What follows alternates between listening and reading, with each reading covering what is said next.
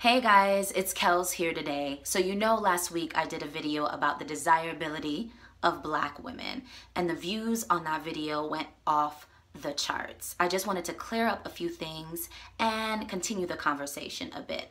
The first thing I need to clarify is that that video was not intended to be a woe is me tale of the unattractive Black woman video. That is not what that video was.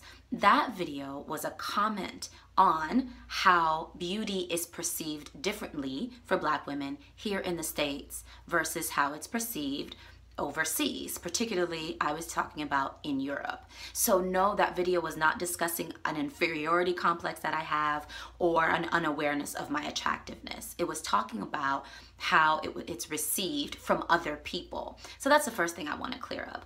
Another thing I want to clear up is that I didn't tell you guys any of how I actually deal with it.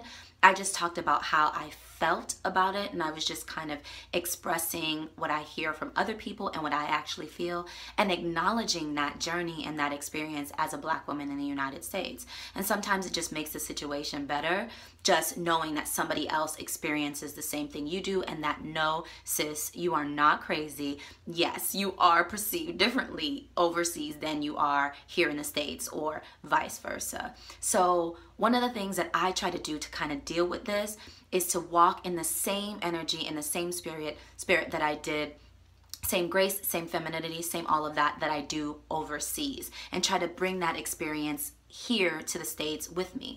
And I know that's difficult, but I try to kind of mentally condition myself to be received in the same way. And yeah, it's harder than it sounds. It might sound like wishy-washy, but it's the best you can do to really stay sane in this kind of condition, you know what I mean? Or not necessarily sane, but not really start to second guess and doubt yourself. Another thing that I do is to reset and reprogram. Everything that you experience in life is kind of like a mental condition, right? So how do you reprogram? How do you reset? How do you not sink into that reality and make it kind of a self-fulfilling prophecy? Well, you reset. What I do to reset is I travel. I go back to the places where I feel the most loved, the most adored, the most appreciated. Then I soak that in. I mean, we're deserving of that. So go back to the places where you feel the most loved, the most adored, and reflect, reset, reprogram yourself. And then come back to the States and come back into this and, you know, walk in the same elegance and grace that you know you're deserving of. So that's how I deal with it.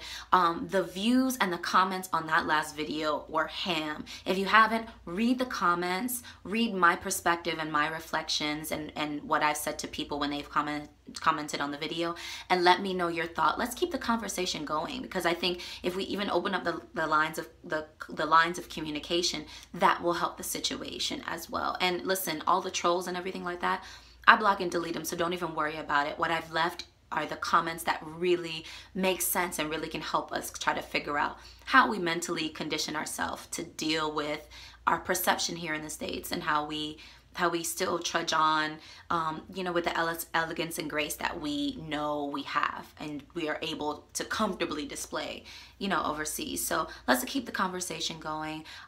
Really looking to learn from the collective wisdom of the IT'S KELLS community. I do these videos so you know you're not out here in this crazy, you know, dating, love, relationship world.